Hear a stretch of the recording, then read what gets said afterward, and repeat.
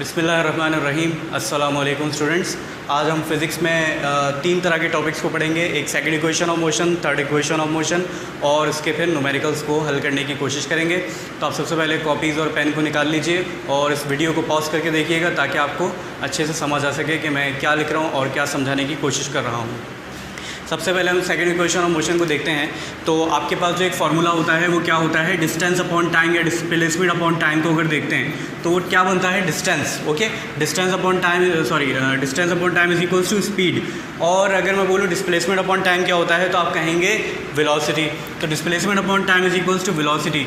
अब S upon T is equals to, ये formula एक हमने बना लिया है, यानी वेलोसिटी इज इक्वल्स टू फासला तय किया जाए और डिवाइड हो जाए वो टाइम के साथ, तो ये एक फार्मूला हमारे पास आता है। अगर मैं इसको u लिखना चाहूँ, s अपॉन टी है ना, तो इसको t को मल्टीप्लाई कर दूँ v के साथ तो ये बन जाएगा vt।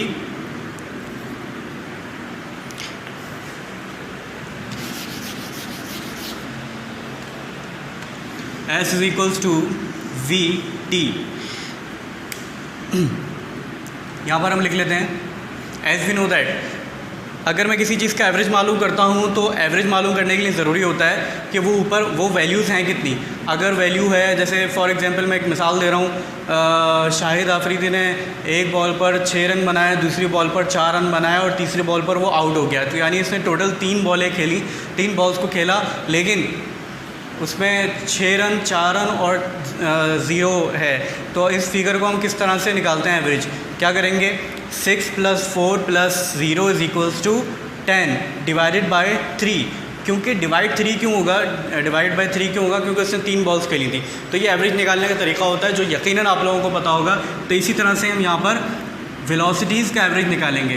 पहली वेलोसिटी मैंने कौन सी बताई थी, इनिशियल वेलोसिटी। सेकंड वेलोसिटी मैंने कौन सी बताई थी, फाइनल वेलोसिटी डिवाइडेड बाय 2, यानी इनको किससे डिवाइड किया जाएगा, 2 से, क्योंकि ये 2 वेलोसिटीज़ हैं। अगर ये 3 वेलोसिटीज़ होती हैं तो ये यकीनन 3 से डिवाइड होता। तो इसकी एक लॉजिक है जो बताना ज़रूरी थी, वरना बच्चे परेशान होते हैं। अच्छा, ये वेलोसिटीज़ मैंने यहाँ पर वेलोसिटी की जगह पर मैं ये वैल्यू को पुट कर देता हूँ, vi + vf divided by 2 multiply by t। मैंने v की जगह पर इस वैल्यू को सब्सटीट्यूट कर दिया है, पुट कर दिया है। इसके बाद आपने क्या करना है, vf की value, vf is equals to vi + at। यहाँ पर ये एक फार्मूला हमारे पास है जो फर्स्ट इक्वेशन ऑफ मोशन था। अभी हम सेकंड इक्वेशन ऑफ मोशन कर रहे हैं, ये वाली जो second equation of motion. vf is equals to vi + at। मैं इस जगह पे वैल्यू को पुट कर देता हूँ, vi + v + at divided by 2 और मल्टीप्लाई बाय t। तो आप देख रहे हैं मैंने vf की जगह पर किस वैल्यू को पुट कर दिया है, इस पूरी वैल्यू को पुट कर दिया है। अब क्या मैं देख सकता हूँ कि ये दोनों आपस में प्लस हो सकते हैं, बिल्कुल हो सकते हैं।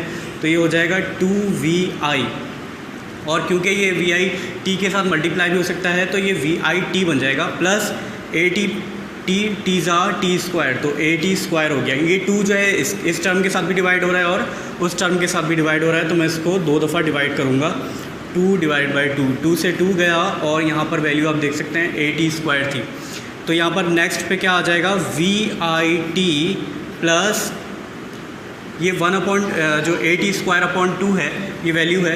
इसको अगर मैं चाहूँ तो 1/2 को थोड़ा सा आगे भी ले सकता हूँ, तो 1/2 at²। तो s is equals to vit + 1/2 at²। मेरे पास एक डेरिवेशन आ गई है, तो सॉरी डेरिवेशन का आंसर आ गया है। तो ये एक फार्मूला है, इसको याद कर लीजिए। पहला फार्मूला आपने कौन सा याद किया था, vf is equals to vi + at। दूसरा फार्मूला आपने कौन सा याद कर लिया, s is equals to vit + 1/2 at²। अब आप जाएंगे थर्ड इक्वेशन ऑफ मोशन की तरफ। इसको अच्छी तरह आप लिख लीजिए, याद कर लीजिए और प्रैक्टिस कर लीजिए ताकि आपको परेशानी ना हो, क्योंकि बोर्ड में ये अक्सर सवाल आता रहता है। अब चलते हैं थर्ड इक्वेशन ऑफ मोशन की तरफ। स्टॉप कर दो।